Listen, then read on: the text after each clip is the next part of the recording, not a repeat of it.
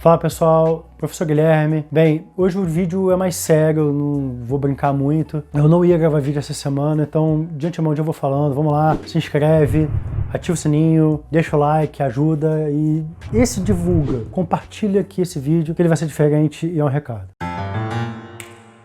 Essa semana eu não ia fazer nada, não ia fazer vídeo, tava preparando algo mais pra frente, mas diante das últimas declarações, das últimas situações do MEC, do ministro Weintraub, fiquei pensando se eu devia ou não falar alguma coisa. E como esse espaço aqui é para isso, é da questão da educação, língua portuguesa assim, mas da educação também, eu decidi que eu ia falar. Então, vamos entender uma coisa. Primeiro de tudo, eu sou professor, né? É o óbvio. Mas o que eu quero dizer com isso? Qual que é a etimologia dessa palavra? O que significa ser professor? Eu vou colar aqui, né?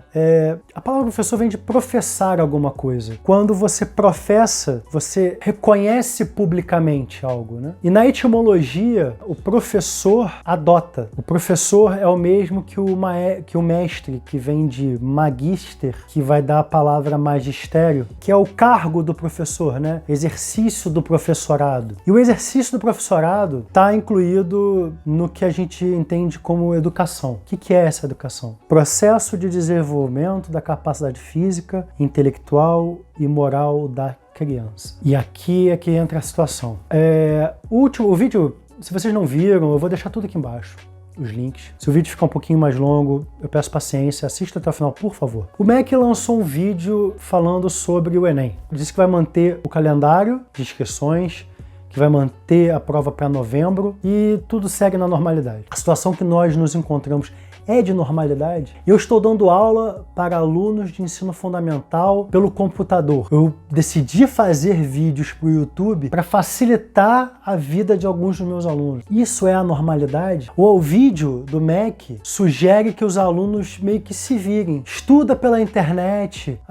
Dá seu jeito aí. Estuda pela internet, vai. Você que lute. De acordo com o IBGE, 79% da população brasileira tem acesso à internet. Isso significa que 21% da população não tem. Isso numa população de aproximadamente 200 milhões de habitantes. É assim que a gente quer que as pessoas possam chegar à universidade? Se bem que não é interesse desse governo que todo mundo chegue. A gente sabe disso. Mas o ministro deixou isso bem claro. Ele disse que o Enem não surgiu para desfazer injustiças. Vou deixar aqui a reportagem que mostra isso. Vamos entender que a educação do século XX, ou de pelo menos dos últimos 50 anos, a educação brasileira, desde Anísio Teixeira, vem se pautando em tentar diminuir as desigualdades. As ideias de Paulo Freire, fazer com que o oprimido conseguisse ser alfabetizado. Então, a ideia de desfazer injustiças está na educação brasileira desde sempre. Lembra que eu falei de educação? Está na educação brasileira. E aí o ministro diz que o Enem não veio para desfazer injustiça. É justamente o contrário. Quando você tem um exame padronizado nacionalmente, onde qualquer estudante do país faz a mesma prova e ele tem o direito de conseguir vaga, seja na USP, na UFMG, na UFRJ, na Universidade do Acre, através de uma única prova. Isso é desfazer injustiças. Mas vamos um pouco além. Ele bota na mão dos alunos. Você que lute, você dê seu jeito, tem internet, vai. Será que essas pessoas que montaram essa propaganda, será que elas têm noção do que é organizar o estudo de aula?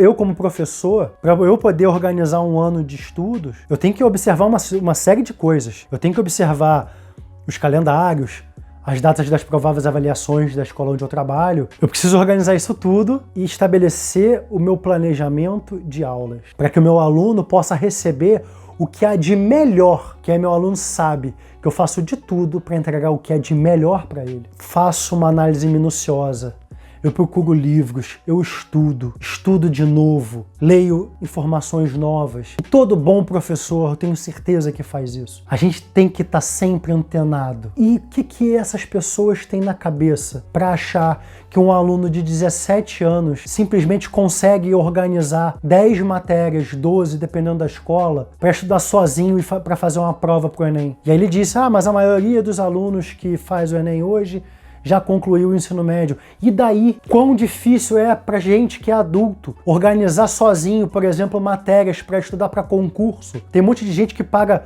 rios de dinheiro em cursinhos, justamente para conseguir organizar os seus estudos, o cara vem falar para mim para cada um se vire. As pessoas mal conseguem comprar um celular. Tudo bem, todo celular tem câmera, todo celular tem acesso à internet, mas a maioria dos acessos à internet são de chips pré-pagos. As pessoas pagam com dificuldade e elas vão usar um pouquinho.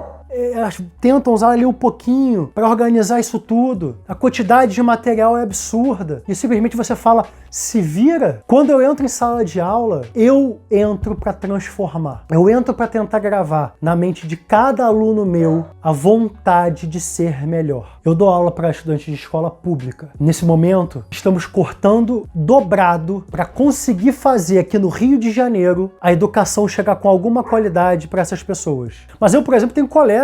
Eu não, todos nós, professores, temos colegas com dificuldade de mexer em tecnologia, que não estão treinados em mexer com o ensino à distância. E essas pessoas estão com dificuldade de dar aula para os seus alunos. Alunos de ensino médio também. E quem está sem poder ir à aula também está sem poder ir a cursinho. E aí você fala, se vira e... Quando chegar em novembro, quando chegar no dia da prova, como é que organiza? E aí o ministro disse, não, quando chegar em novembro a gente se vira. Ou melhor, quando chegar em novembro, a gente vê o que a gente faz. Como assim? Foi o mesmo governo, o mesmo ministro que organizou o Enem do ano passado e foi uma vergonha. O SISU, que deu problema de inscrição, outra vergonha. É esse governo que quer dizer que em novembro a gente organiza? Você vai colocar 60 pessoas dentro de uma sala de aula, por exemplo? Como que você vai organizar isso? E você, pai, mãe, responsável, você teria coragem, depois do que a gente está passando, de deixar seu filho fazer uma prova dentro de uma sala com 80, 90 pessoas, como costuma acontecer, fechado, só com ar-condicionado, sem janela com ventilação no mínimo? Porque a recomendação é 2 metros de distância. E aí?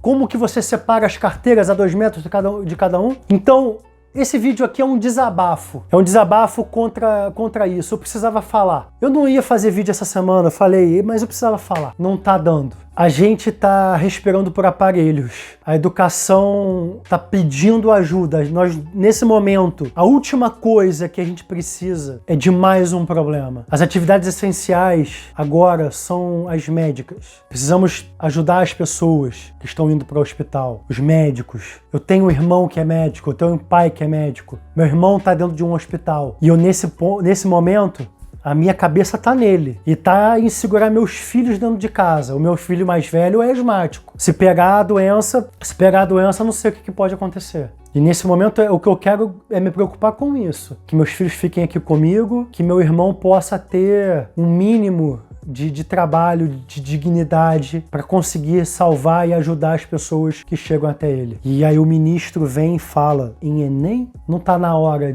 da gente pensar em Enem. Tá na hora da gente pensar em salvar as pessoas. É só isso que eu queria falar hoje. Obrigado.